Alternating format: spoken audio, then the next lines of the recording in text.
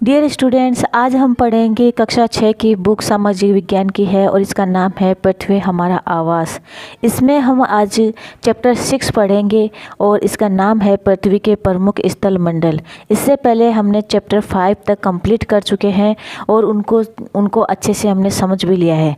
अब हम पढ़ेंगे यहाँ पे जो हमारी पृथ्वी है उसका जो स्थल है उसका कौन कौन सा कैसा रूप है, उसकी आकृति कैसी है, वो नीचे धसी हुई है या ऊपर उठी हुई है या प्लेन एरिया है। इस तरह की सारी नॉलेज हम इसी चैप्टर के अंदर जानेंगे। तो यहाँ पर आप इन सब चीज़ों को जानने से पहले यहाँ पर आप एक पिक्चर देख लीजिए। ये पिक्चर है 6.1 की, जिसके अंदर हम स्पष्ट रूप से दिखाई दे रहा है कि जो भाग कौन सा भाग इसका जो है वो पठार है, पर्वत श्रृंखला है, मैदान है, नदी है, झीलें हैं, यानी कि ये स्थल के ऊपर, यानी कि जो पृथ्वी का जो स्थल है उसके ऊपर अलग अलग रूप से ये बना हुआ है, अलग अलग आकृतियाँ स्थल के ऊपर बनी हुई है। तो इसको देखकर आप समझ ही चुके होंगे कि हम किसके बारे में इस चैप्टर में अध्ययन करेंगे। हम अध्ययन करेंगे कि पृथ्वी के ऊपर जो इनका स्थल रूप है उसकी आकृति कैसी है, कौन सा भाग ऊबड़ खाबड़ है, कौन सा भाग प्लेन समतल है और कहाँ पर किस तरह की आकृति बनी हुई है, इसके बारे में हम इस चैप्टर में जानेंगे। तो आइए अब शुरुआत करते हैं हम इसके अंदर कि आपने इसमें बहुत से स्थल रूप जरूर देखे होंगे। यानी कि ये जो पिक्चर है इसमें आप बहुत सारे स्थल रूप देख रहे हैं और इस स्थल रूप के अंदर हम क्या देखेंगे कि पृथ्वी की सतह सभी जगह समतल नहीं है। जैसा कि आप इस पिक्चर में देख रहे हैं कि पृथ्वी की जो सतह है यहाँ पर बिल्कुल भी एक समान नहीं है। कहीं पर पहाड़ है, कहीं पे पर्वत है, कहीं पठार, कहीं मैदान है, समतल एरिया है। तो ये है पृथ्वी की सतह बिल्कुल अलग अलग टाइप से यहाँ पर इनके अलग अलग रूप बने हुए हैं पृथ्वी पर। और ये जो अलग अलग रूप बने हुए हैं इसी की वजह से पृथ्वी पे अनगिनत प्रकार के स्थल रूप है। अनगिनत प्रकार के मतलब बहुत ही अलग तरीके के असंख्य स्थल रूप बने हुए हैं। स्थल मंडल के कुछ भाग ऊंचे नीचे तथा कुछ समतल होते हैं। यानी कि जो स्थल का जो मंडल है, स्थल मंडल जो है उसका कुछ भाग तो ऊपर उठा हुआ है, कुछ भाग नीचे धसा हुआ है और कुछ भाग जो है समतल है। जो भाग समतल है उसको मैदान कहा जाता है। जो भाग ऊंचे उठे हुए हैं उनको पर्वत पठार उनको पर्वत और पठार और इस तरह से पहाड़ियाँ इस तरह के नाम दिए गए हैं। और जो भाग नीचे धसे हुए हैं उनको गर्त का नाम दिया गया है या खाई का नाम दिया गया है या वैली का नाम दिया गया है। तो इस तरह से पृथ्वी की जो सतह है वो ऊबड़ खाबड़ होने की वजह से इसका जो स्थल रूप है वो भी अलग अलग बना हुआ है। और इसका जो ये स्थल रूप है पृथ्वी का वो भी बनने के पीछे, इसके पीछे दो कारण है, दो प्रक्रियाएं काम करती है। और ये दो प्रक्रियाएं कौन कौन सी है? पहली है आंतरिक प्रक्रिया और दूसरी है बाहरी प्रक्रिया। आंतरिक प्रक्रिया से मतलब यहाँ पर यह है कि पृथ्वी के अंदर सतह के नीचे जो प्रक्रियाएं होती है, पृथ्वी की सतह के अंदर जो हलचलें होती है उसके कारण जो स्थल रूप है वो परिवर्तित होता है, कभी ऊपर उठता है, कहीं नीचे धस जाता है। तो उसको आंतरिक प्रक्रिया कहते हैं। और दूसरी तरफ यहाँ पर जो ऊपर बाहरी जो प्रक्रिया है उसके अंदर कि जो स्थल का जो ऊपरी भाग है उसमें जो चेंजेज आते हैं उसके बारे में हम इसमें पढ़ेंगे। तो यहाँ अब हम यहाँ पे शुरुआत करते हैं कि ये स्थल रूप दो प्रक्रियाओं के परिणाम स्वरूप बनते हैं। आपको ये जानकर आश्चर्य होगा कि मैदान जिस पर आप खड़े हैं, यानी कि जो मैदानी भाग है जहाँ हमारे घर बने हुए हैं, हम जहाँ रहते हैं उस पर हम खड़े होते हैं, उसमें हमें ये जानकर आश्चर्य होगा कि वो जगह है भी धीरे धीरे गति हो रही है। उस स्थल में भी थोड़ी क्या हो रहा है, बिल्कुल न के बराबर जो है गति हो रही है, इसलिए हमें महसूस भी नहीं होती और इसके अंदर गति होती रहती है। स्थल रूप में पृथ्वी के अंदर लगातार गति होती रहती है और पृथ्वी के अंदर भी जो है लगातार गति होती रहती है। और इसी क्रम में हम यहाँ पे देखेंगे जो प्रथम प्रक्रिया है, प्रथम जो गति है उसमें आता है आंतरिक प्रक्रिया के कारण गति होती रहती है। तो आंतरिक प्रक्रिया के कारण बहुत से स्थानों पर पृथ्वी की सतह कहीं ऊपर उठ जाती है और कहीं नीचे धस जाती है। आंतरिक प्रक्रिया मतलब कहीं पे भूकंप आ जाता है जिससे कुछ भागों में दरारें पड़ जाती है, नीचे धस जाती है और कुछ भाग ऊपर उठ जाता है, या ज्वालामुखी की वजह से कुछ भाग ऊपर उठ जाता है।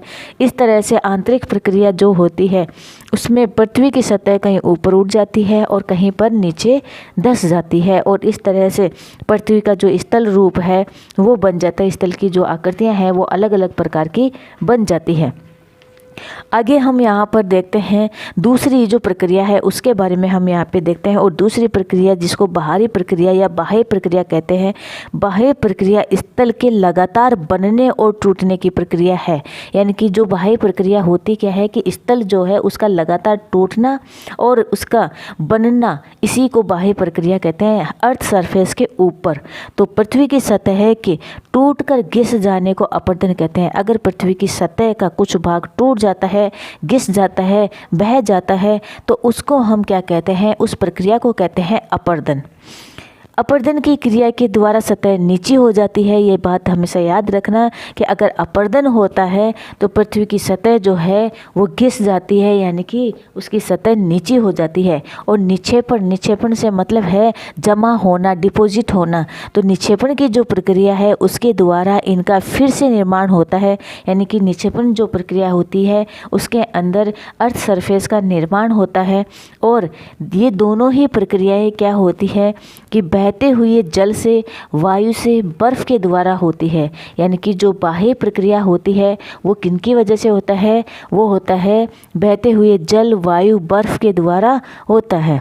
यानी कि जो ये तीनों ही एलिमेंट्स, ये तीनों ही तत्व क्या करते हैं, जल, ये तीनों ही फैक्टर क्या काम करते हैं, ये इनकी वजह से अपरदन भी होता है, इनकी वजह से निक्षेपण भी होता है। यानी कि इनकी वजह से इरोशन भी होता है और डिपोजिशन भी होता है, जल की वजह से भी, वायु की वजह से भी और बर्फ के द्वारा भी। हम विभिन्न स्थल रूपों को उनकी ऊंचाई तथा ढाल के आधार पर, और इन स्थल रूपों को क्या करते हैं, इनकी ऊंचाई के आधार पे, इनके ढाल के आधार पे, ढलान के आधार पे हम इनको पर्वत, पठार और मैदानों में वर्गीकृत करते हैं। और यही जो है स्थल रूप कहलाते हैं हमारी पृथ्वी के, पर्वत, पठार और मैदान। अब इससे को स्टार्ट करने से, डिटेल से स्टार्ट करने से पहले हम आपको एक चीज़ समझाना चाहते हैं कि एक बात ये समझाना चाहते हैं कि जल, वायु और बर्फ़ जो है अपरदन किस तरह से करती है। यानी कि जल जो है नदियों के द्वारा बहाकर जब लाते हैं तो उसके साथ कुछ स्थल भाग, पर्वतों के जो कुछ चट्टानें टूट कर इनके साथ बहना शुरू हो जाती है, या मिट्टी के कण इनके साथ बहते हैं, तो ये हो जाता है अपरदन की प्रक्रिया।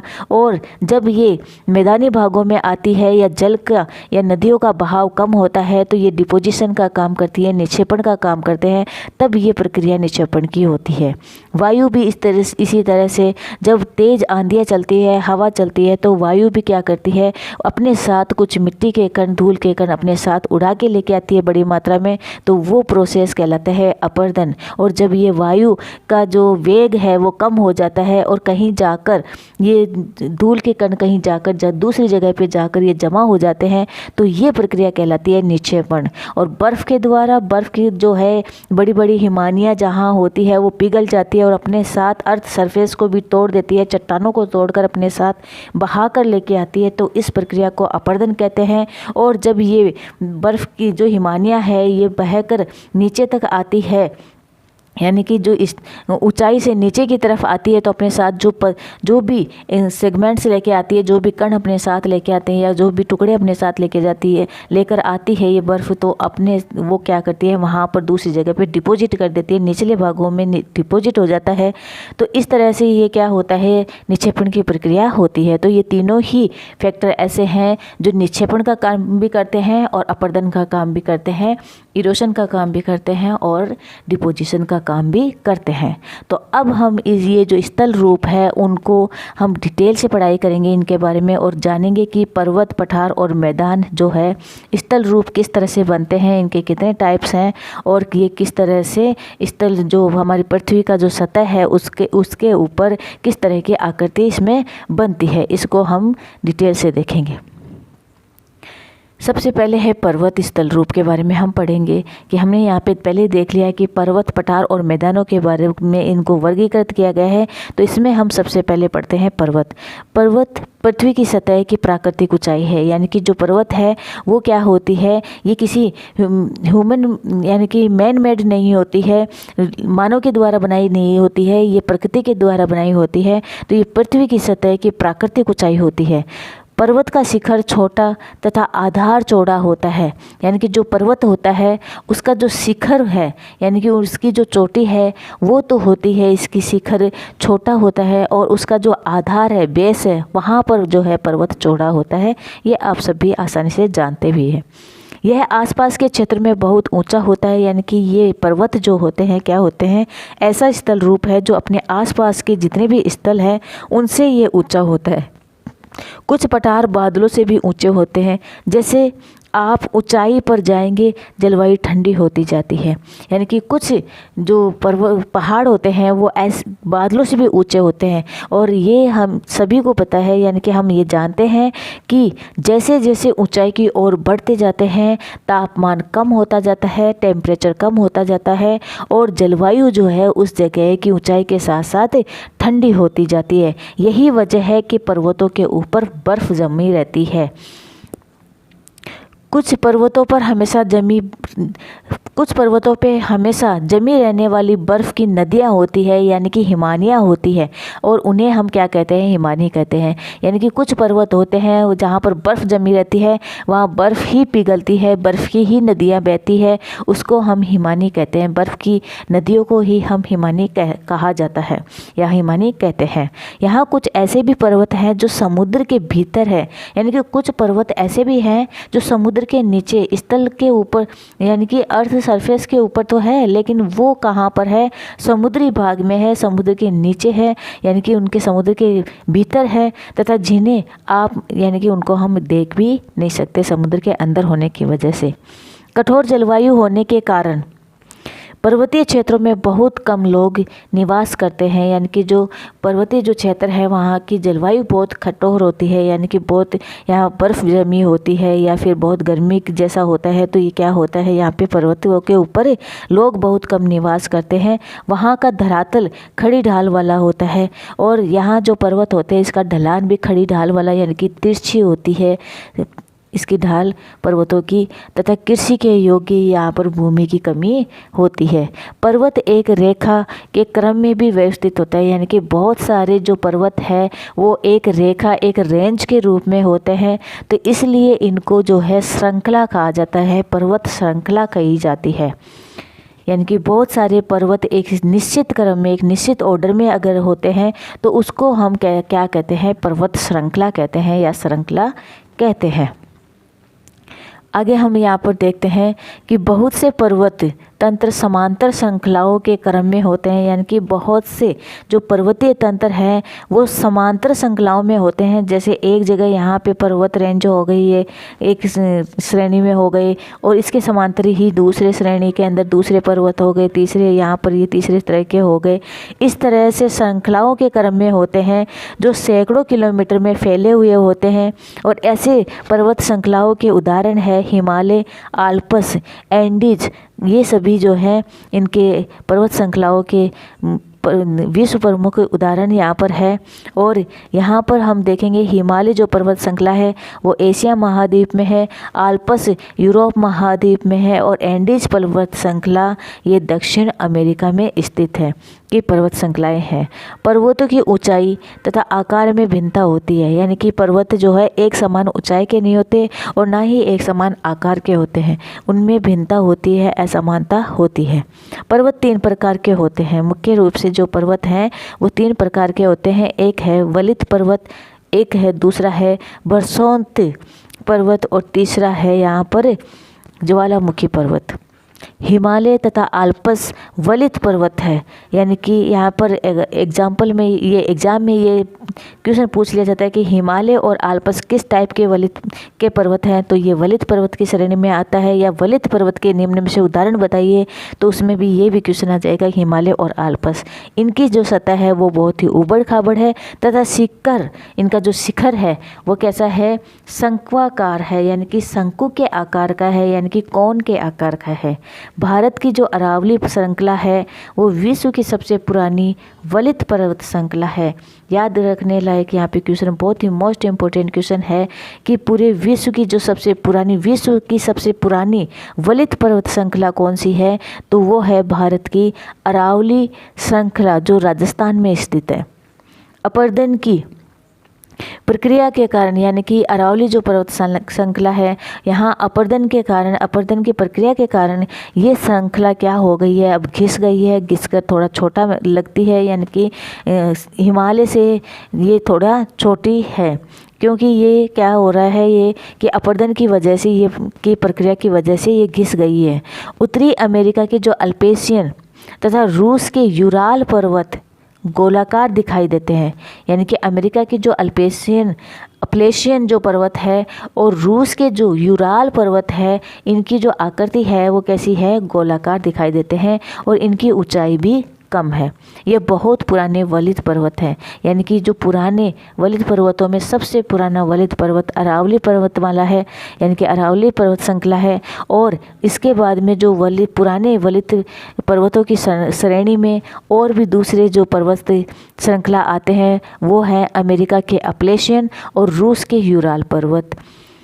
जब बहुत बड़ा भाग टूट जाता है, यानी कि कोई भाग जो है किसी भी पर्वत का वो टूट जाता है तथा ऊर्ध्वाधर रूप में विस्थापित हो जाता है, यानी कि कहने का मतलब है कि अगर कोई भाग जो है अर्थ सरफेस का या स्थल भाग का कोई भाग टूट जाता है, बहुत बड़ा हिस्सा टूट जाता है और तथा ऊर्ध्वाधर रूप में विस्थापित हो जाता है। ऊर्ध्वाधर रूप में यानी कि इस तरह से ऊपर उठा हुआ रूप में ये विस्थापित हो जाता है, तो उसको उस तरह से बनने वाले पर्वत को भ्रंशो तथ्य पर्वत का निर्माण होता है उससे, यानी कि वर्षोत्तर पर्वत इसी को कहते हैं। भ्रंश का मतलब टूटना, यानी कि कोई बड़ा भाग टूट जाए और ऊर्ध्वाधर रूप में यानी कि ऊपर उठा हुआ भाग में विस्थापित हो जाए, उसको वर्षोत्तर पर्वतों का निर्माण उससे होता है। ऊपर उठे हुए जो खंड है उसको उत्खंड कहा जाता है, यानी कि हार्स्ट कहा जाता है। याद करने वाली बात ये है यहाँ पर, या इम्पोर्टेंट बात, कि वर्षोत्तर पर्वतों का जो ऊपर उठा हुआ भाग है उसको किस नाम से जाना जाता है, तो वो है उत्खंड के नाम से जाना जाता है या फिर हार्स्ट के नाम से ये जाना जाता है। और इसका जो धसा हुआ भाग है, नीचे धसा हुआ जो भाग आप ये देख रहे हैं, यहाँ पर देखिए उत्खंड भाग, इसको धसे हुए भाग, ऊपर उठे हुए भाग को कहा जाता है। और नीचे जो धसा हुआ भाग है इसको द्रोणिका भ्रंश कहा जाता है। तो यहाँ आगे हम देखते हैं कि नीचे धसे हुए खंडों को द्रोणिका भ्रंश कहा जाता है, यानी कि ग्राबेन कहा जाता है। तो ये लाइन आपके लिए बहुत इंपॉर्टेंट है कि वर्षोत्तर पर्वतों का जो ऊपर उठा भाग है उसको उत्खंड हार्स्ट कहा जाता है और नीचे धसे हुए भाग को द्रोणिका भ्रंश या ग्राबेन कहा जाता है। यूरोप की राइन घाटी, एग्जाम्पल यहाँ पर क्या है, यूरोप की जो राइन घाटी है और वॉसजेस पर्वत, ये दोनों ही इस तरह के पर्वत तंत्र है। किस तरह के, वर्षोत्तर पर्वतों के उदाहरण है। कौन से, राइन घाटी और वॉसजेस पर्वत इसी तरह के उदाहरण है। एटलस में दिए गए विश्व मानचित्र में उसकी स्थिति को हम यहाँ पर देखकर ये पता लगा सकते हैं कि ये जगह, ये राइन घाटी है, वॉसजेस पर्वत है, वो है कहाँ पर। इस प्रकार की भू आकृतियों के कुछ और उदाहरण भी हम देखकर पता लगा सकते हैं एटलस में ही। और ज्वालामुखी पर्वत, अब तीसरे टाइप के जो पर्वत हैं उसके बारे में हम यहाँ पर देखेंगे। ज्वालामुखी पर्वत ज्वालामुखी क्रियाओं के कारण होते हैं, यानी कि जो ज्वालामुखी पर्वत है वो किसके कारण बनते हैं, वो बनते हैं ज्वालामुखी क्रियाओं के कारण बनते हैं। और इसका जो उदाहरण है वो अफ्रीका का माउंट किलिमंजारो तथा जापान का फ्यूजियामा, इस तरह के पर्वतों के उदाहरण है। तो ज्वालामुखी जो पर्वत है उसके एग्जाम्पल यहाँ पे कौन से हैं, यहाँ अफ्रीका का जो माउंट किलिमंजारो और जापान के फ्यूजियामा, इस तरह के ये जो पर्वत हैं वो ज्वालामुखी पर्वतों के उदाहरण हैं। आगे हम देखते हैं यहाँ पे पर्वतों के लाभ के बारे में कि पर्वत किस तरह से हमारे लिए लाभदायक हैं। तो उसके बारे में हमने पढ़ लिया यहाँ पर पर्वतों के 3 प्रकार कौन कौन से हैं और तीनों प्रकारों के बारे में कि ये किस तरह से बनते हैं, ये भी हमने देख लिया। अब हम यहाँ पे देखते हैं पर्वतों के क्या क्या लाभ हैं। पर्वत बहुत लाभदायक होते हैं। पर्वत जल के संग्राहक होते हैं क्योंकि यहाँ पे बर्फ़ जमी रहती है और नदियाँ यहाँ से निकलती है। बर्फ़ पिघलने की वजह से नदियाँ पहाड़ों से निकलती है, पर्वतों से निकलती है, इसलिए पर्वतों को जल के संग्राहकार भी कहा जाता है, यानी जल का संग्रह करने वाले भी कहा जाता है। और बहुत सी नदियों का स्रोत यहाँ पर्वतों से ही होकर गुजरता है, यानी कि बहुत सी नदियों का जो स्रोत है पर्वतों में स्थित जो हिमालय है, बर्फ़ से बनी हुई जो नदियाँ हैं उसनी में में होता है। जलाशयों के जल को लोगों तक पहुंचाया जाता है और यहाँ पर इनके जो जलाशय हैं उन वहाँ तक जलाशयों से जो जल होता है वो लोगों तक पहुंचाया जाता है। और पर्वतों के जल का उपयोग सिंचाई के लिए पन बिजली यानी कि जो पन बिजली है, पानी से बनने वाली जो बिजली है, उसके उत्पादन में भी किया जाता है। नदी घाटियाँ और वेदिकाएँ कृषि के लिए उपयुक्त होती है। जो नदी की घाटियाँ हैं या जो वेदिकाएँ होती है इनके आसपास, वो है क्या कृषि के लिए बहुत ही उपयुक्त होती है, क्योंकि यहाँ पर क्या हो जाता है, इनको उपजाऊ मिट्टी मिल जाती है और साथ में ही पानी की उपयुक्त व्यवस्था भी यहाँ हो जाती है नदियों के आसपास। पर्वतों से अलग अलग प्रकार की वनस्पतियाँ, जीव जंतु पाए जाते हैं पर्वतों में। और वनों से हमें क्या प्राप्त होता है, ईंधन, चारा, आश्रय यानी कि निवास मिलता है और दूसरे उत्पाद जैसे गोंद, रेजिन इत्यादि प्राप्त होते हैं। सैलानियों के लिए पर्वत, जो सैलानी होते हैं उनके लिए क्या होता है, ये जो पर्वत होते हैं, पर्वतीय भाग उपयुक्त होते हैं, यानी कि जो सैलानी घूमने के लिए आते हैं उनके लिए बहुत ही इम्पोर्टेंट होते हैं, ये उपयुक्त होते हैं। और वे पर्वतों की यात्रा वे उनके पर्वतों की यात्रा उनकी प्राकृतिक सुंदरता को देखने के लिए करते हैं। और विभिन्न प्रकार के खेल यहाँ पर पर्वतों के अंदर, बर्फ़ के अंदर बहुत सारे अलग अलग प्रकार के खेल भी यहाँ पे खेले जाते हैं, जैसे पैराग्लाइडिंग, हैंग ग्लाइडिंग और रिवर राफ्टिंग इस तरह के, और स्कीइंग इस तरह के पर्वतों के अंदर जो है प्रचलित खेल यहाँ पर खेले जाते हैं। क्या आप आगे हम यहाँ पर देखते हैं कि यहाँ देखते हैं अब दूसरी तरह की जो शिलाकृति है उसके बारे में यहाँ पर देख रहे हैं कि पठारों के बारे में, पठार जो है उसके बारे में हम इसमें पढ़ेंगे। तो पठार किसे कहते हैं ये देखते हैं। पठार जो है ऊपर उठी हुई तथा सपाट भूमि जो होती है उसको पठार कहते हैं, यानी कि पर्वतों की तरह ये ऊपर उठी तो हुई होती है, लेकिन पर्वतों की तरह इनका जो शिखर है वो नुकीला नहीं होता, ऊपर से जो है ये क्या होती है, सपाट भूमि होती है। और ऐसे ही स्थल रूप को पठार कहा जाता है। यह आसपास के क्षेत्रों से अधिक उठा हुआ होता है, यानी कि जो पठार होते हैं वो क्या होते हैं, अपने आसपास के जो क्षेत्र होते हैं उनसे ये ऊपर उठा हुआ होता है, तथा इसकी जो ऊपरी भाग है वो समान होता है, सपाट होता है, समतल होता है, मेज के समान सपाट होता है। इसीलिए इसी तरह की जो स्थल आकृति है उसको हम क्या कहते हैं, पठार कहते हैं।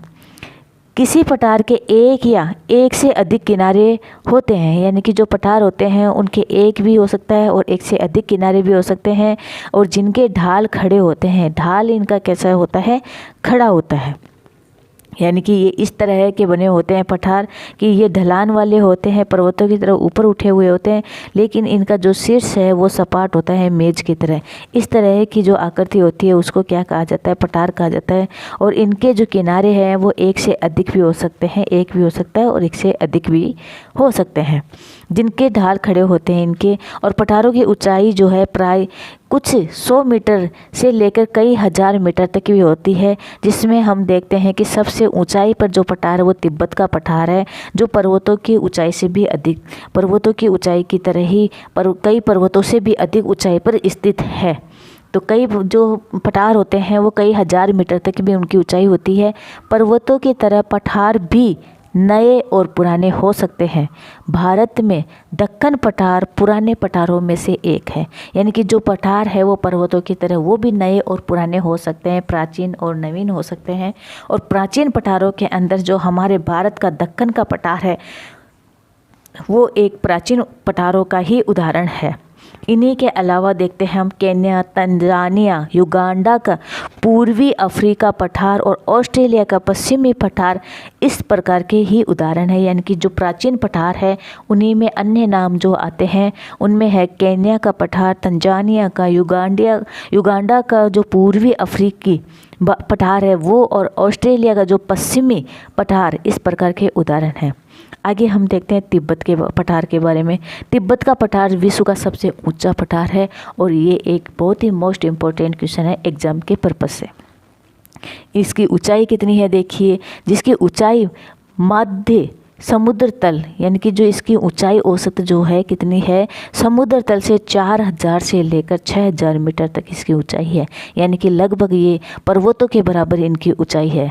पठार बहुत उपयोगी होते हैं। अब यहाँ पर हम देख लेते हैं पठारों के उपयोगी होने के बारे में कि ये हमारे लिए किस तरह से उपयोगी है। पठार जो है उसमें ये हमारे लिए बहुत ही उपयोगी होते हैं। क्यों होते हैं? क्योंकि इनके अंदर खनिजों की प्रचुरता होती है। क्वेश्चन ये भी बन किया जाता है जो खनिज है प्रचुर मात्रा में किस स्थल रूप में किस स्थलाकृति में पाया जाता है, तो उसका आंसर होगा ये पठार। यही कारण है कि विश्व के बहुत से खनन क्षेत्र पठारी भागों में स्थित है, यानी कि जितने भी खनन का जो काम होता है वो ज़्यादातर किस एरिया में किस स्थल रूप से होता है, पठारी भागों में ही स्थित होते हैं। अफ्रीका का पठार जो है उसके अंदर कौन सा खनिज पाए जाते हैं?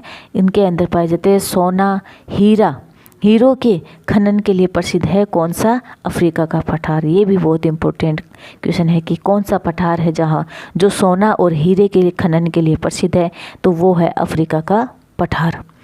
भारत में देखते हैं, भारत में छोटा नागपुर के जो पठार है वो किसके लिए प्रसिद्ध है? तो भारत में छोटा नागपुर के पठार में लोहा, कोयला, मैग्नीज के बहुत बड़े पठार भंडार पाए जाते हैं। किसके? लोहा, कोयला और मैग्नीज, ये छोटा नागपुर के पठार में पाए जाते हैं। पठारी क्षेत्र में बहुत से जल प्रपात भी हो सकते हैं, यानी कि जल प्रपात जो ऊंचाई से पानी जो गिरता है, नदियों का पानी ऊंचाई से गिरता है, झरने के रूप में गिरता है, तो उसको भी हम यहाँ पर जो जल प्रपात है वो पठारी क्षेत्रों में पाए जाते हैं, क्योंकि यहाँ नदियाँ ऊंचाई से गिरती है। भारत में छोटा नागपुर पठार पर स्वर्ण रेखा नदी पर स्थित हुंड्रू जलप्रपात और कर्नाटक में जोंग जलप्रपात इस प्रकार के जलप्रपातों के उदाहरण है, यानी कि पठारों के अंदर पाए जाने वाले जलप्रपातों के उदाहरण यहाँ पे कौन से हैं? ये है छोटा नागपुर पठार जो है उसके ऊपर स्वर्ण रेखा नदी बहती है और इस स्वर्ण रेखा नदी के ऊपर स्थित है हुंड्रू जलप्रपात। ये है एग्जाम के पर्पज से बहुत इंपॉर्टेंट है ये भी। और कर्नाटक में जोग जलप्रपात कहाँ पाया जाता है? कर्नाटक में पाया जाता है, और ये पठारों के अंदर प्राप्त जो जलप्रपात है उसका बहुत अच्छा उदाहरण है। लावा पठार में काली मिट्टी की प्रचुरता पाई जाती है, यानी कि जो लावा ज्वालामुखी से बनने वाले जो पठार हैं उनके अंदर काली मिट्टी की प्रचुरता पाई जाती है, जो उपजाऊ होती है, खेती के लिए काफ़ी अच्छी होती है। कई पठारों में रमणीय स्थान भी होते हैं, घूमने लायक स्थान होते हैं जहाँ पे पर्यटक जो है इनकी ओर आकर्षित होते हैं और घूमने के लिए यहाँ पर आते हैं। अब हम जो है यहाँ पर पढ़ते हैं तीसरे तरीका का जो स्थल रूप है मैदान, उसके बारे में हम यहाँ पर अध्ययन करेंगे। मैदान क्या होता है? मैदान आप लोग सभी जानते भी हैं कि मैदान वो भाग होता है जो समतल भूमि होती है, यानी जो सपाट भूमि होती है उसको वो बहुत बड़े भाग में अगर सपाट भूमि है, समतल भूमि है, तो उसी क्षेत्र को हम मैदान कहते हैं। मैदान सामान्यतः माध्य समुद्री तल यानी कि औसत समुद्री तल से 200 मीटर से अधिक ऊंचाई पर नहीं होते हैं, यानी कि जो इनकी मैदानों की जो ऊंचाई होगी लगभग 200 मीटर तक होगी, उससे अधिक ऊंचे नहीं होते हैं। कुछ मैदान काफ़ी समतल होते हैं, कुछ मैदान उर्मिल और तरंगित लहरदार होते हैं, ऊपर उठे हुए होते हैं, ऊबड़ खाबड़ भी होते हैं।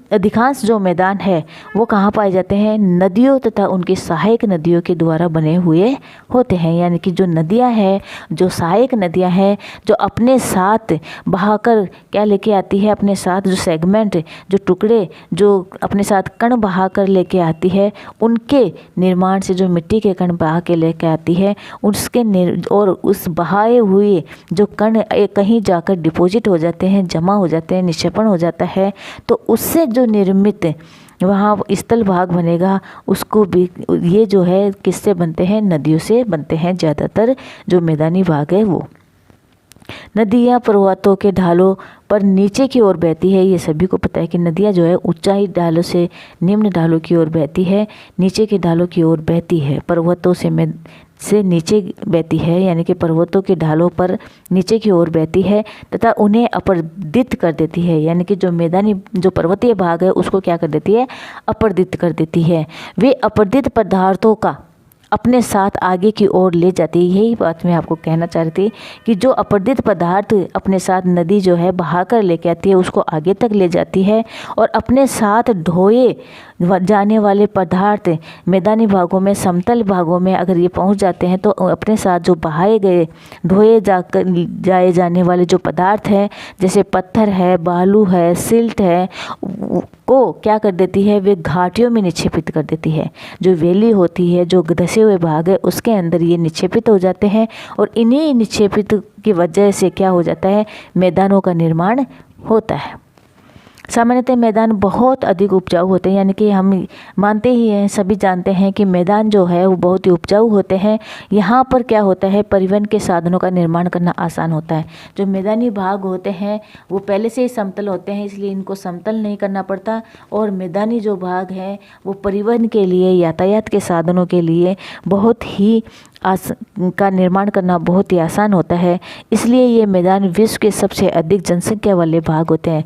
यानी कि स्थल का कौन सा रूप है जहाँ पे जनसंख्या सबसे ज़्यादा पाई जाती है, तो वो है मैदानी भाग, जहाँ पे जनसंख्या सबसे ज़्यादा पाई जाती है, क्योंकि ये एग्रीकल्चर के लिए भी सूटेबल है, परिवहन के की दृष्टि से भी सूटेबल है, साथ में ये मकान बनाने के लिए, बिल्डिंग वगैरह बनाने के लिए, निवास स्थान बनाने के लिए, उद्योग लगाने के लिए, इंडस्ट्री वगैरह डेवलपमेंट करने के लिए ये भाग जो है बहुत ज़्यादा सूटेबल होता है।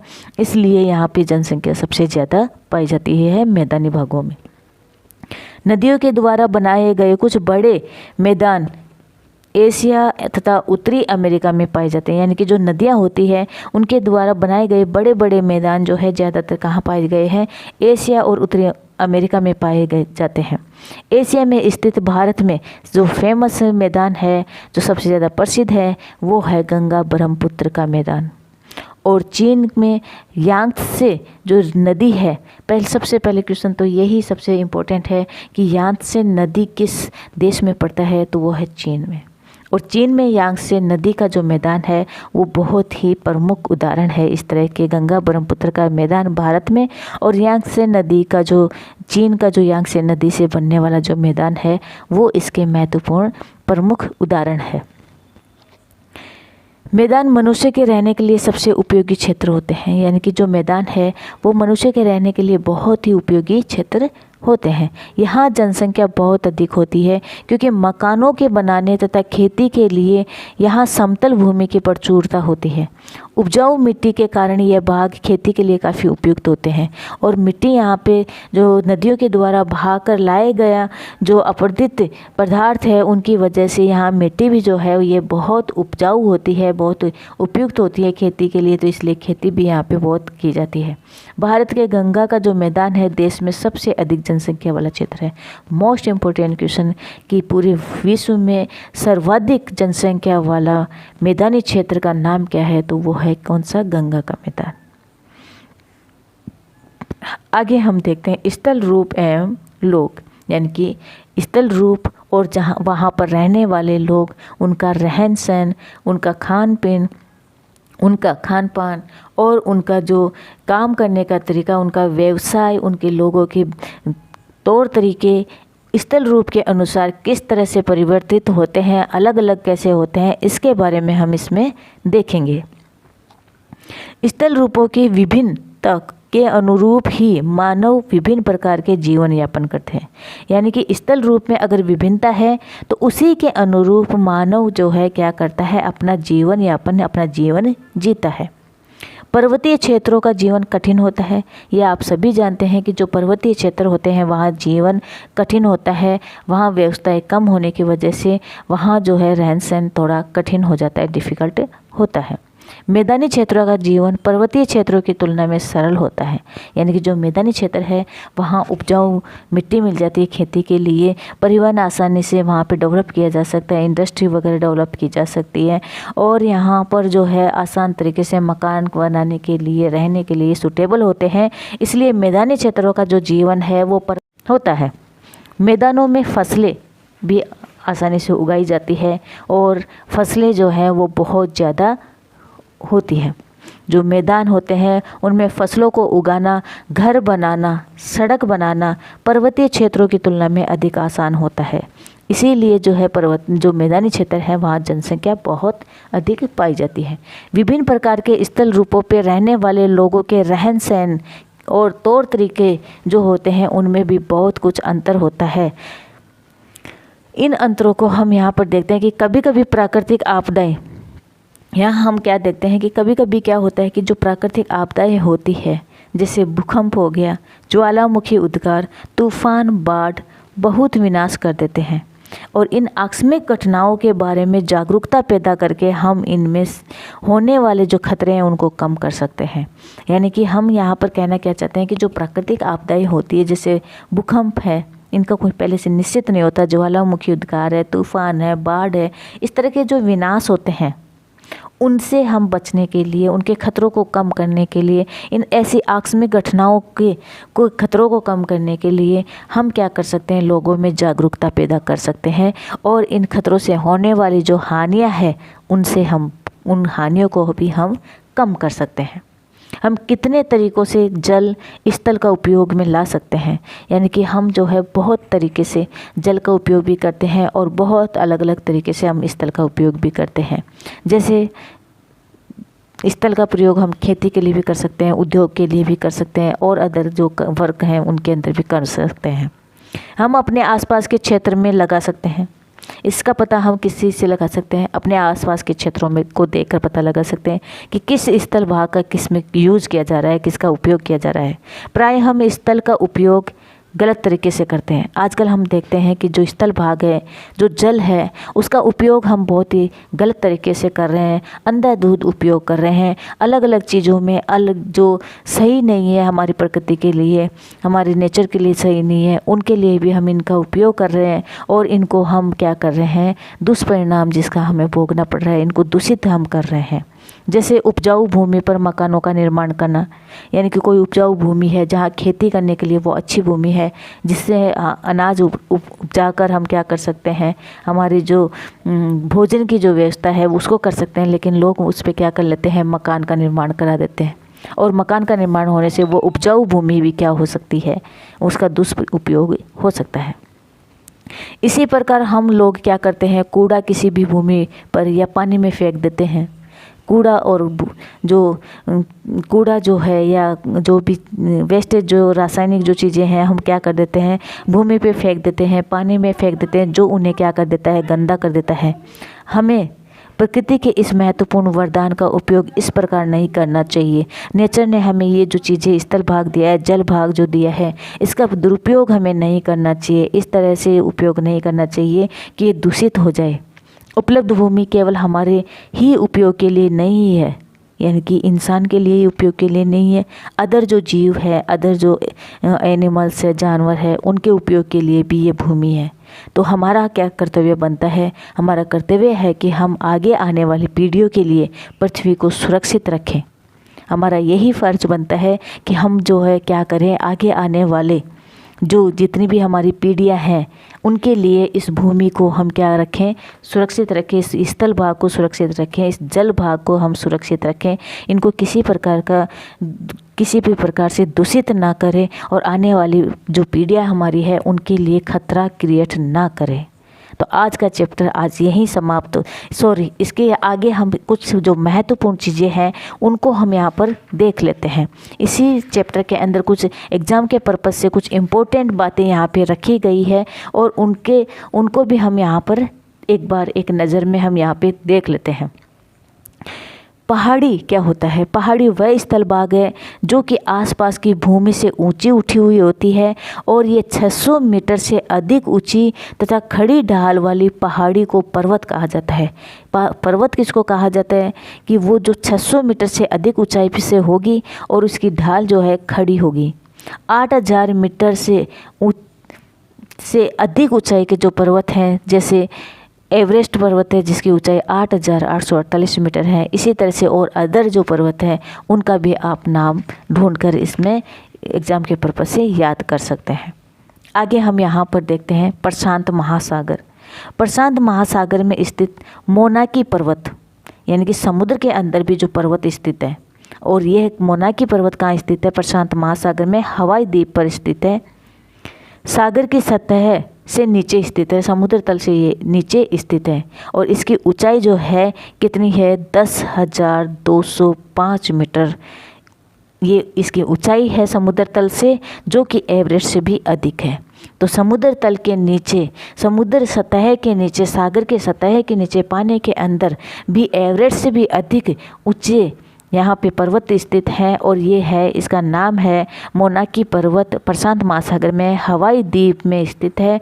और इसकी जो ऊंचाई है समुद्र तल से 10,205 मीटर इसकी ऊंचाई है। इसी तरह से कुछ और इम्पोर्टेंट चीज़ें भी हम इसमें देख लेते हैं। 1-2 पॉइंट और है यहाँ पर कि एक चीज़ यहाँ पे बहुत ही इम्पोर्टेंट है, स्वच्छ भारत मिशन। यानी कि ये जो है मिशन पूरे भारत को स्वच्छ रखने के लिए मिस्टर नरेंद्र मोदी के द्वारा क्या किया गया है, लॉन्च किया गया है, उनके द्वारा अनुमोदित किया गया है। तो क्या इसमें क्या है और ये कब किया गया है, 2 अक्टूबर 2014 को ये स्वच्छ भारत मिशन लागू किया गया है। इसमें क्या है, स्वस्थ शरीर में स्वस्थ मस्तिष्क निवास करता है।